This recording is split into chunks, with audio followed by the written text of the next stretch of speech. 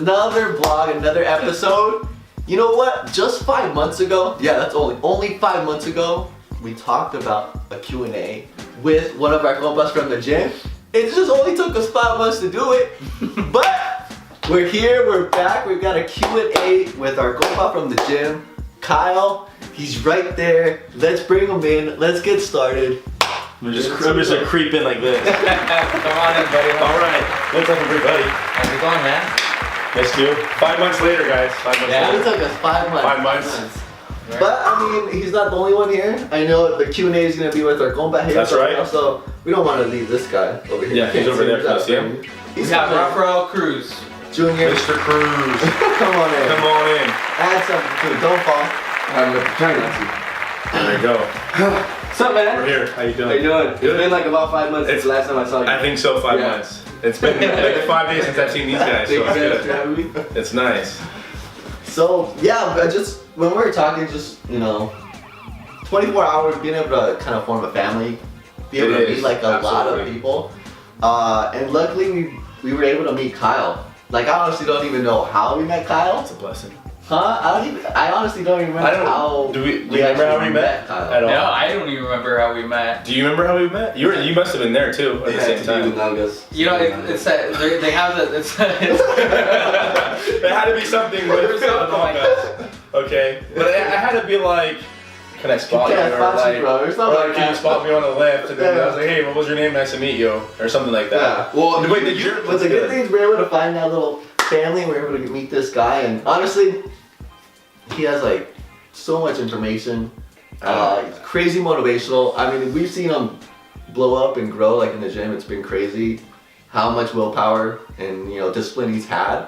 And so just to get him on the channel and kind of pick his brain and just put out some information, just because, just like I don't say in our videos and when we talk about, if it can help at least one person, just like spark something in them, something just to get them like going. into the gym, or be like, oh, you know what, I've been doing it wrong, or why haven't things been working? Something that maybe Kyle says, it will just like spark that and make you want to get in the gym or do some more research, and it helps one person. That's right. I mean, that's We all spark we one want. person, whether it's just like, hey, I'm going to the gym, or hey, I'm having fun, or hey, anything, then we're doing a great job here Right. together as one. So What would you say was your most struggle to stay in it? How do you stay motivated? How do you stay focused when you first started?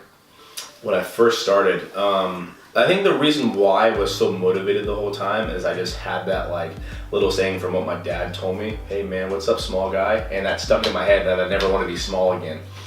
And I saw guys in the gym that were bigger than me, and I looked up to guys. I didn't even know the guys. I saw bigger guys in the gym in tank tops or hoodies or whatever, you name it. And I'm like, wow, I want to look like that one day, you know what I mean? But I always looked at different motivation from seeing my father lifting weights, but someone that doesn't have the father that lifted weights before, they want to stay motivated. I think the biggest thing is just always looking at other fitness people and seeing how they progress and how they're staying driven, you know what I mean? From motivational talk podcasts or just YouTube videos. Like I watch a lot of Machiavelli YouTube motivation, and that just pretty much clips of every bodybuilder. They have like gym fails, or they have chest day, leg day, back day, you name it. They just have so many things you can keep watching to get you inspired to keep going. And I think that's why I stay so motivated when I was smaller, I guess you could say, when I first started out. But then now that I'm seeing so many results, I just can't stop. It's almost addicting in a way. You know what I mean? So that's why I just never stopped. And I can't stop now, so I don't want to be small. So that's the biggest thing, man. Well, I think let's get into a couple questions. Honestly, also I'm glad we do this because I think majority of all of us, especially here, I mean, we have someone here, but she's not on camera. She's a secret of that. She'll be in it later. But She's gonna make a guest appearance for us. Yeah. So But I think because we're so kind of in that fitness culture community, we kind of think of some information as being like common knowledge. Yeah. And everyone should know that. Like everyone knows about macros or calories or how to lose weight Exactly. Or how this to train is or this split. way to work Yeah. out, that way to work out. So. But in all honesty, my Mexican's coming out, bro. Yeah. But honestly, we're probably a small percentage of the population because we got people at work that always ask us like, hey man, what are you eating? Yeah, questions that we consider as simple and like, oh man, you should Common know that. sense things, Common sense things that in all honesty, are not common sense. Yeah. And so that's why I'm glad that we're also doing this, just because be able to put Yeah, out maybe we information. could help some of you guys out, you know, like, Right. there's no stupid question when it comes to the fitness world. No, There's right. not one, you know what I mean? But, first question we got from Two Bonkers Galarza. What are your thoughts on intermediate fasting, and would you recommend it for a long-term lifestyle? Like a diet, like Yeah, a long-term diet. Intermediate fasting, I like it if the person is already at a low body fat. If you're at a high body fat, so say if you're like a little bit out of shape, you know, you got some extra pudge on you, whatever, and you're not fully committed on your diet prior to this, your body's already not used to eating because you're probably not eating regularly. That's what the thing is. So intermediate fasting at a higher body fat, your body's already used to that. So you're gonna be just accumulating more body fat continuously. If you're at a low body fat already and you want to intermittent fast from like your last meal, say 10 p.m. at night, you're not gonna eat till 11 the next morning, then yes, that'd be good if you're at a low body fat because your diet's already going. You have a lot of lean muscle mass on you. You know, you're already thicker in that proportion area, but I wouldn't recommend it for anybody that's on a higher body fat level, man or woman. But for a long term too, I would probably recommend it. I'd say you could do it a few times a year, you know, for a couple months here and there at a lean body fat state. If you're higher than that, I don't recommend it long term at all. So that's the biggest thing. That's what people gotta recognize, is not to exceed too much of the intermittent fasting, because you're like the longest time your body goes without eating is when you're sleeping, of course. Because if you're on an average sleeper from 6 to 8 hours or 9 hours a night, that's your whole time you're not eating. You know what I mean? And then you're only eating maybe 5-6 times a day after that, you know what I mean, for 12, 13, 14 hours. So it's a big difference, you know what I mean? So that's why I only recommend it for certain people. So what do you consider low body fat and a high body fat? So like for a male, low body fat, I'd say anything under 15%, 16% Okay. For males. For women, I think the lowest normal body fat state for women, I think it's 19 to 25, I think it is, for like a healthy woman. But obviously if she's into fitness, of course she's gonna be a little bit leaner than that too, if she's at that state in her life. And so it's probably to be around, I don't know, say 16 to 20 for a woman, you know what I mean? And that's still low. So I'd recommend it for that, you know, depending what her goals are too. It's the biggest thing is what his or his goals are with intermittent fasting and how they want to go about changing their physique at that state. So Like somebody that just wants to tone up, that not really, make muscle or whatnot, but just to lean some body fat Yeah. out, like just to get the beach ball going for the next year. I wouldn't recommend intermittent fasting for that. I would just stay on, the best way to lose any weight, to gain any muscle, is macro counting. That's by far the most accurate thing you can do to losing weight. But if you're just trying to lean out a little bit, and just look good in your bikini or your trunks for the summer, just eating right, and eating consistently, because that obviously will speed up anyone's metabolism, man or male or woman. So I would just say eat 3 or 4 or 5 times a day, depending who you are, and just keep it decent proportions, low carb, low fat, and a higher protein base, long as you're consistently working out too. Because if you're not working out, you're only working out say once a week, and you're eating a lot of protein every single day and low carb, low fat, that protein's gonna go straight to fat. You know what I mean? Your body's not going to absorb it and use it. It's just going to let it go or just store for extra food later, which is going to increase body fat for you. So that's the big thing too. So you just have to figure out what you want to do. So right now you said macro counting. For the people who don't know what that is. Macro counting is just your daily intake of food, which is your calories broke down into protein, carbs, and fat. That's pretty much your main goal of counting.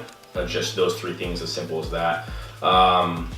Some people are worried about the calorie number and how much they, eat or gain or whatever it is, or try to lose on the treadmill or vice versa. But macro counting is just protein, your carbs, and your fats. But yeah, macros, it's going to be different for every single person. Because everyone different. Everyone has a different metabolic resting rate. That's right. And you can easily find how to, because everyone they have things on the computer, on YouTube now, not YouTube, but on the internet. Like you can just Google in, Bodybuilding.com has a great one. Yeah, easy exactly. Easy one. Yeah, you just person. type in your height, your weight, how active you are, what you really do for a living, and it's gonna break down for an average of what you should be eating daily in a caloric rate, and then it would break that down for macros too. And that's just gonna give you that baseline, so you can find out whether you want to gain weight, lose weight. Exactly. It's either between if you want it to be a caloric deficit, then of course you're gonna lose weight, or caloric surplus, you're gonna gain weight. But it's just finding that that metabolic resting rate, just so it gives you an idea of ballpark range, and then you can start doing those. It's little not that tweaks. happy medium section where like you're not too much, you're not too little the entire way through. So But then that's sometimes where you need, someone like Kyle, a trainer, yeah, that'll get that out for you, and be able to do those little tweaks. Because if you're new, to fitness, you might not know. Okay, maybe let me bump up my carbs, or should I drop my fats, Yeah. or vice versa, or my protein should come up or down a little bit. Yeah. Or your cardio should go up or down a little bit. So. But through his experience, he knows like exactly. Okay, you know what? Let me see your weigh-ins. Let me do a little tweak here and there, and then They'll do the math for you and all that, and Yeah. adjust you accordingly to how your lifestyle is. Yeah, Because yeah. everyone's lifestyle is different. Our next question is from Edith Ramirez. What makes you different than every other personal trainer? That's probably the most. That's the most difficult question you can ever ask. That's like, how do you describe yourself? Yeah. When the teacher asks you that, or your boss asks you that, so. And your first answer is, That's exactly it. What do I say that? What makes me different? Oh man, what makes me different? I don't know. He's not cookie cutter. I'm not- That's the first thing I'm gonna say. He's not cookie cutter. Yeah, how about you guys answer this? And I'll go off of you guys. My first thing is, we see him at the gym. We see how passionate he is. Oh, yeah. I mean, you see so many trainers at the gym that are just like your stereotypical trainer. He'll come up to you and try to sell you, let me get you, ready for summer. You're gonna lose 30 pounds in 2 weeks. I'm gonna do that for you. Yeah. It's not realistic. It's not healthy. It's not good. And that's not something that he's gonna just try to sell you. He's passionate about, training what he does, and he's not cookie cutter.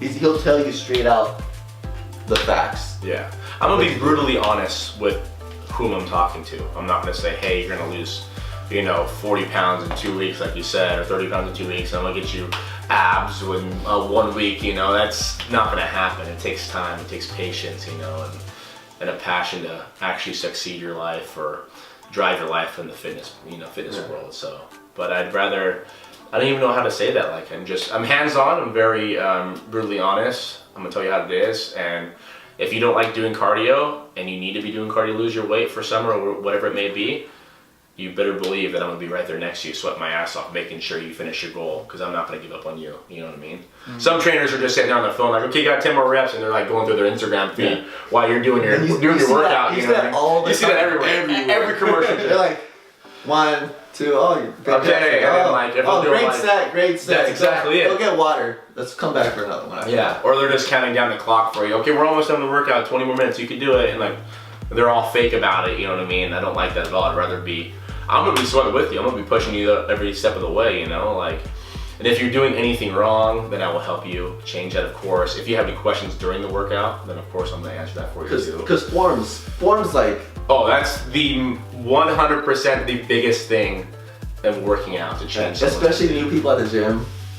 Even veterans, you can always change their form just a little bit. They might have been doing this for like 5, 6, 7 years, and they find this, one of my favorite professional trainers in the world is just called, I'm gonna use his other term, the procreator, but he will change people's physiques enormously. That's crazy. I mean, like, they might be doing a back workout on a pull down for 10, 15 years, and he'll change it just by a slight inch and a quarter angle or whatever it may be, and his whole back will be different the next year. So like, I look up to him a lot. He's incredible how he trains.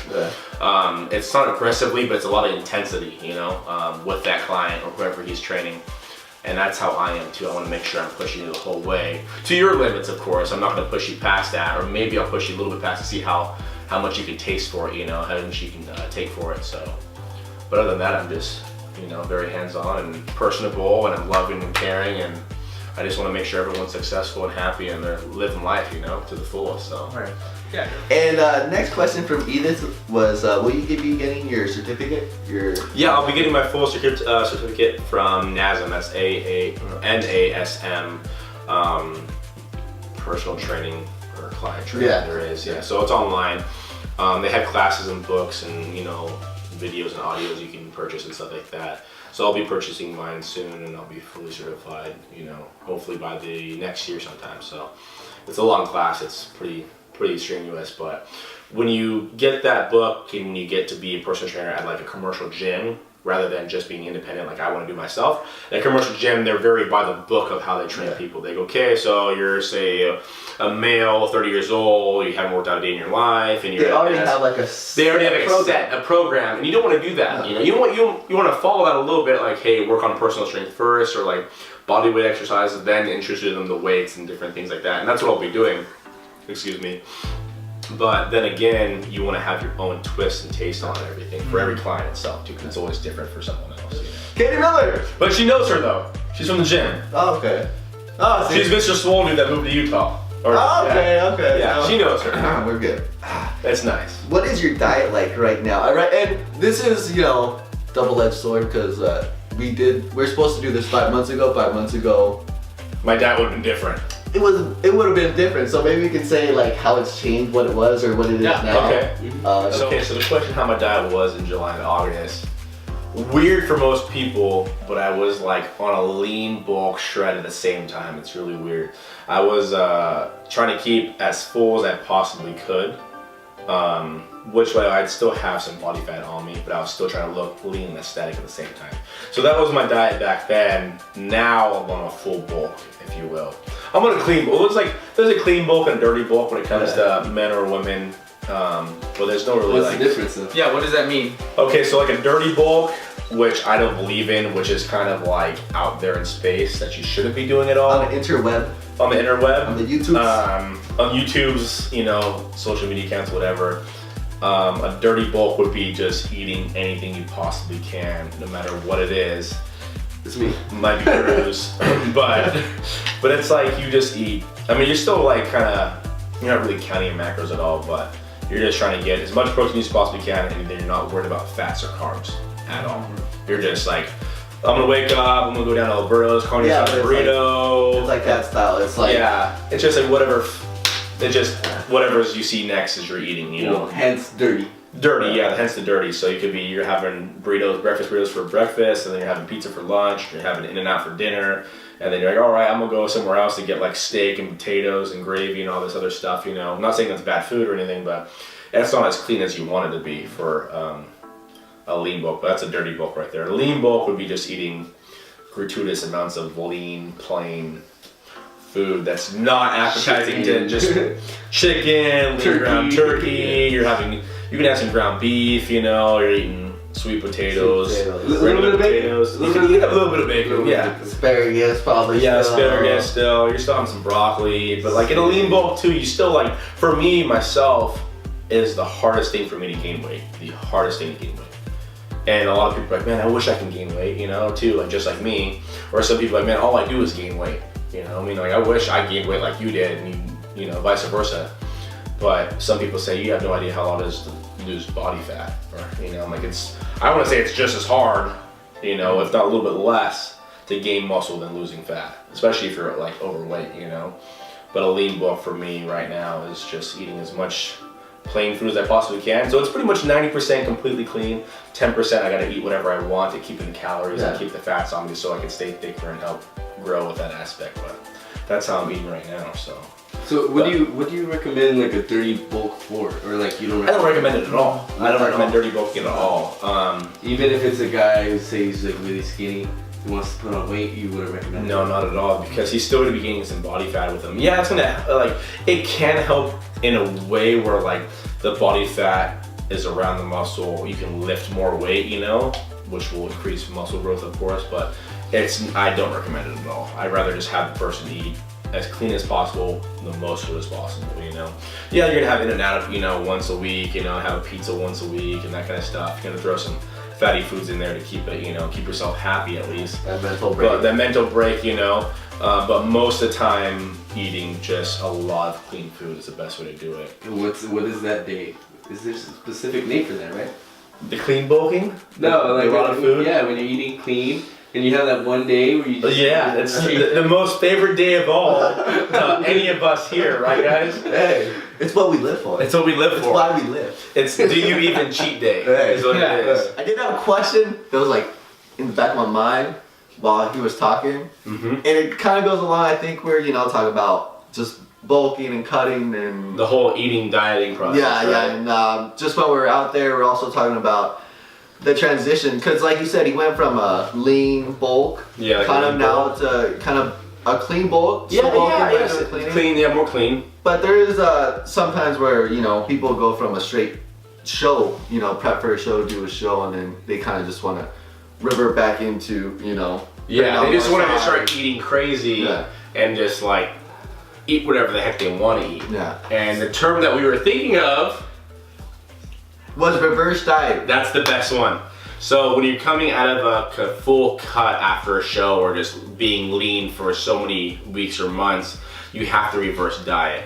And reverse dieting is pretty much eating your diet again, but slowly coming out of it as the days and weeks progress. So you don't automatically, like, your last day of completely clean dieting, macro counting, you're just gonna start eating, you know, crazy amount of carbs, crazy amount of fats, you know, like a whole bunch of fried stuff that will just make you almost, just to shock your body. Yeah. And it's not healthy to do that.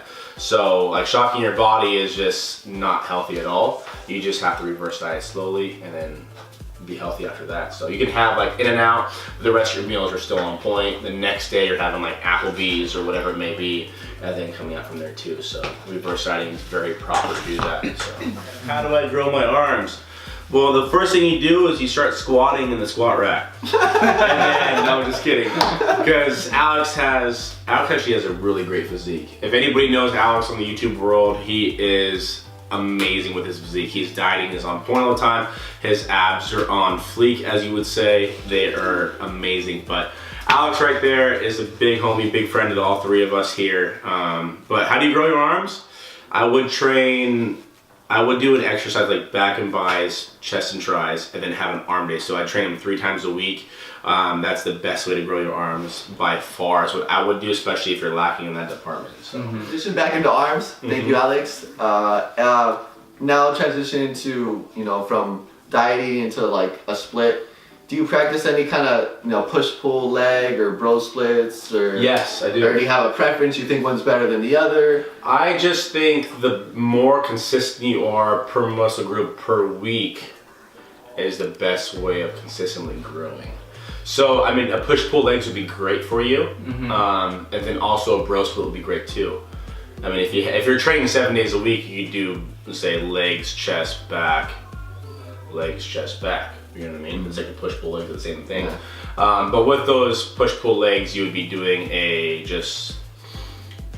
back and bis, your chest and shoulders, you know what I mean, that kind of stuff. But with a bro split, you'd be doing back, chest, shoulders, back, and so on and so forth, that kind of thing. But I like the bro split more. That way I can just focus more primarily on each muscle group as I'm moving forward.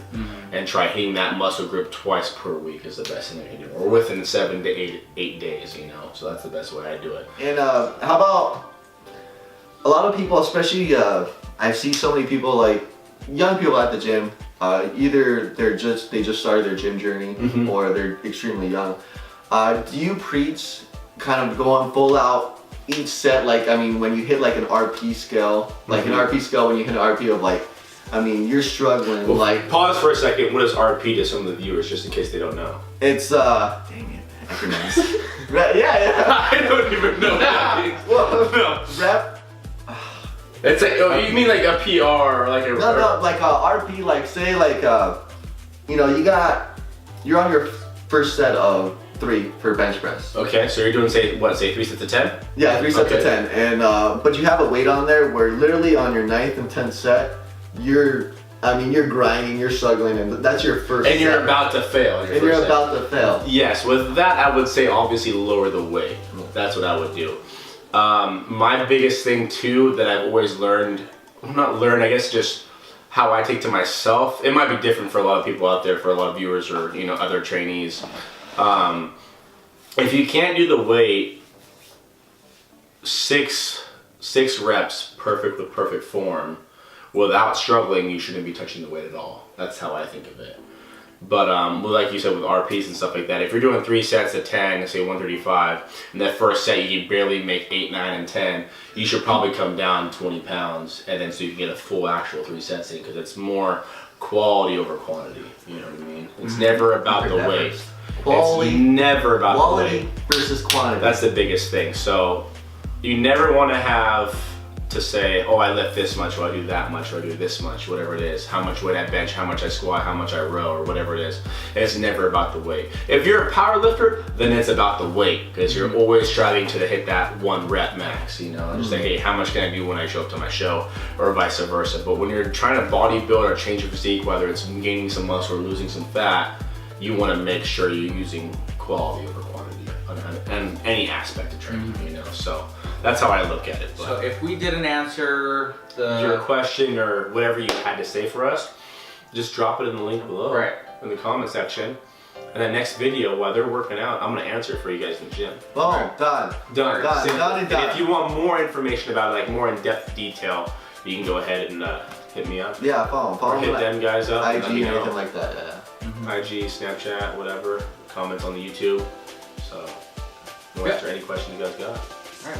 And again, guys, if you are new to this channel, please make sure to subscribe, hit that notification button for any future upcoming videos. And again, Kyle, thank you for coming out here. We appreciate your time. Thank you guys. I appreciate it. We're here with the compas. Like, share, Hey. subscribe. Black Couch. That's Hey! Hey. Peace. Later.